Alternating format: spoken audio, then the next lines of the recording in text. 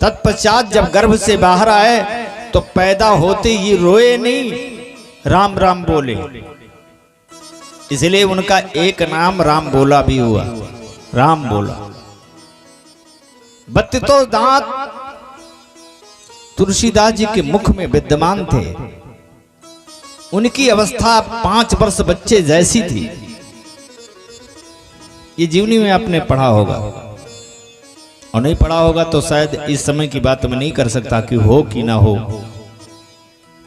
क्योंकि बार बार जीवनी बदली जा रही है।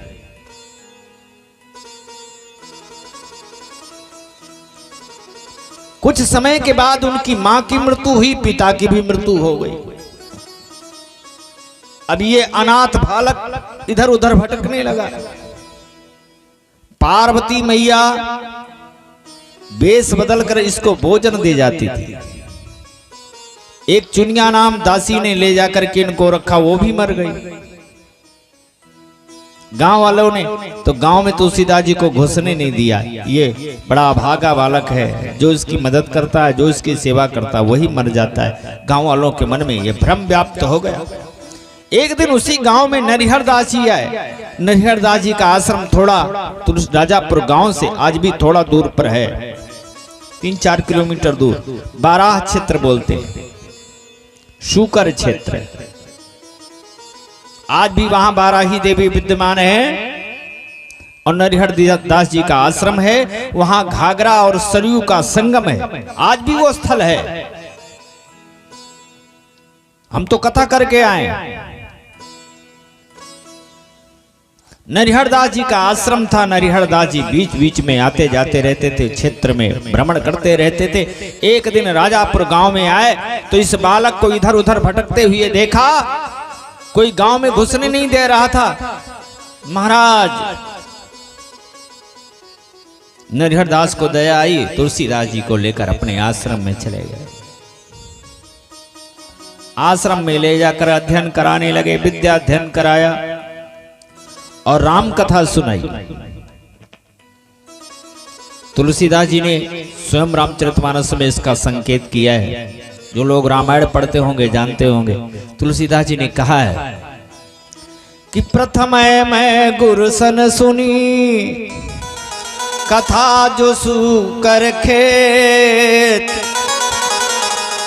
पहली बार मैंने ये कथा, तुलसीदास जी कहते हैं कि पहली बार मैंने इस कथा को, रामचरितमानस की कथा को बाराह क्षेत्र में, सूकर क्षेत्र में मैंने अपने गुरु से सुना था।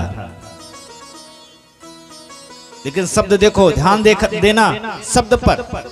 प्रथम मैं गुरु सन सुनी, पहली बार मैंने गुरु से सुना, कथा जो सूकर खेत। बाराह क्षेत्र में इस कथा को सुना। समझी नहीं तब बालपन। तुलसीदास जी कहते उस समय मेरा बचपना था, इसलिए कथा समझ में नहीं आई। लेकिन तदपि कही गुरु बारहि बारा, तदपि कही गुरु बारहि बारा, तदपि कही गुरु बारहि बारा, तदपि कही गुरु बारहि बारा, तदपि कही गुरु बारहि बारा, तदपि कही गुरु बारहि बारा।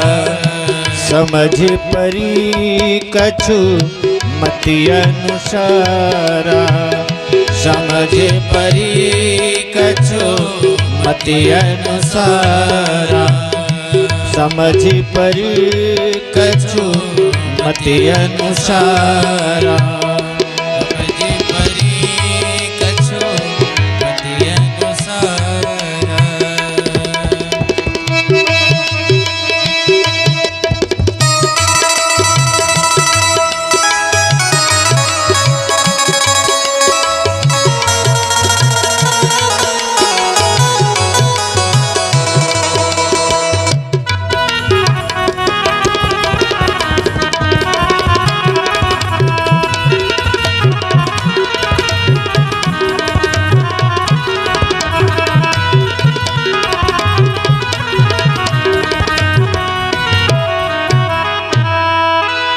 देखिए, हम सभी लोग हिंदू धर्म से, हमें तुलसीदास जी के बारे में सच्चाई जानने की आवश्यकता है।